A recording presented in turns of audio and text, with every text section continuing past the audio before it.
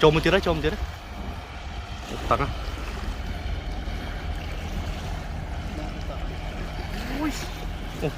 Tăng. Phần nào chạy. Không.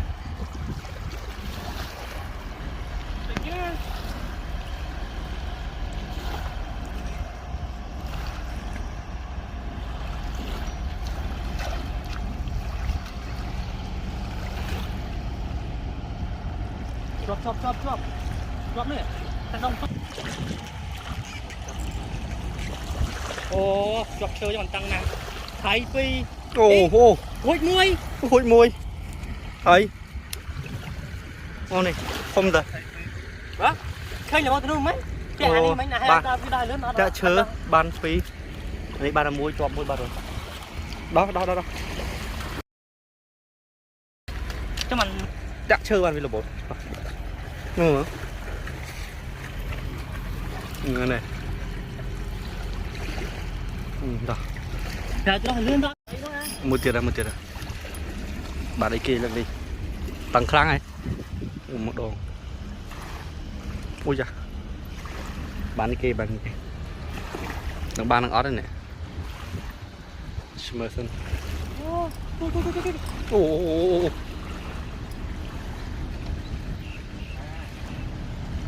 Ô thấy một tiền à.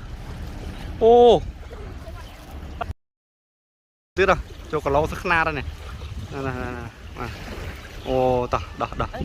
To pha này. Đây chỉ cay nó chớn này chỉ cay. Chỗ. Bảo còn lá gì nó toàn tăng nè. Vật thùng mà. Đây này, mặt thùng. Đó. Bứt.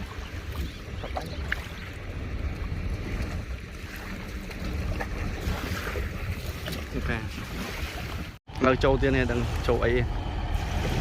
Tặng lại.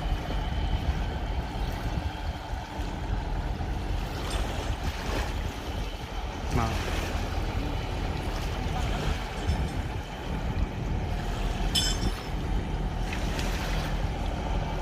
Thằng ba nó đấy chứ mà.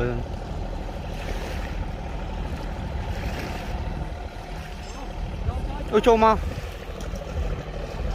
Ô. Châu các bạn. Ô.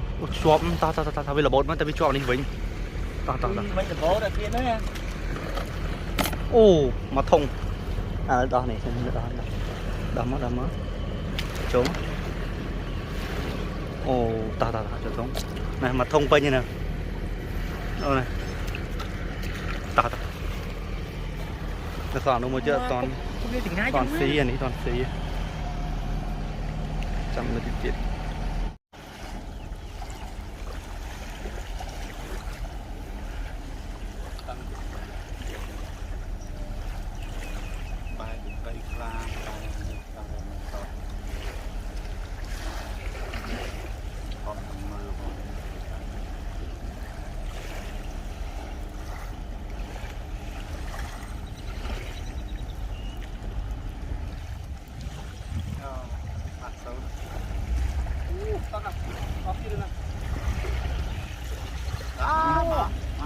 Điên, tí nữa hả? Tí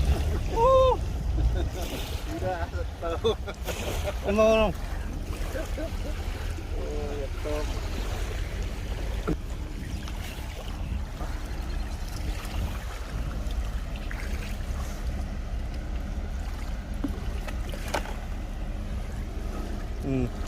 Thông à.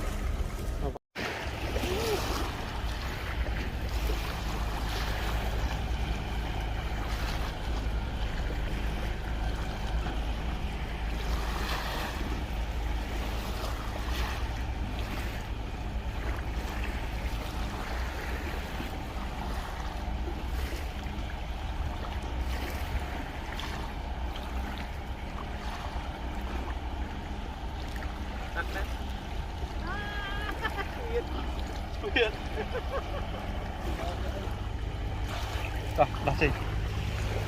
Bán này. Bán. Còn. Cống. Về tí cứ để đây để ô play bếp rồi. Áo mà thôi mà quanh bên.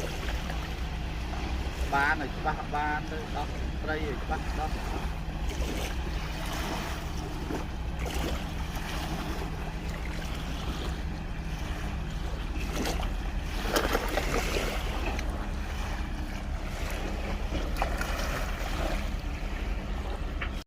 ô tiền câu tiền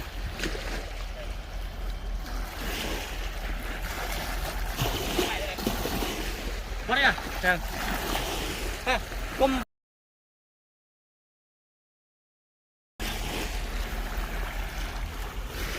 cầm lấy ở thử cho bắt đi.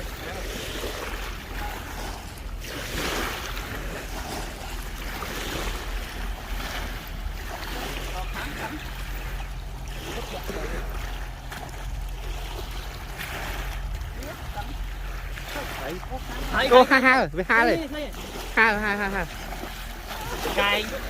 Ôi xuyên. ô chưa biết thùng Tôi tóm rồi. Tầm bón xuyên rồi.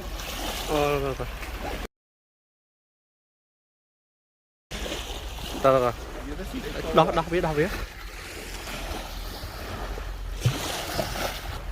Trong pha hoặc mình nha. đó chứ đó đây mặt thùng Anh Phi.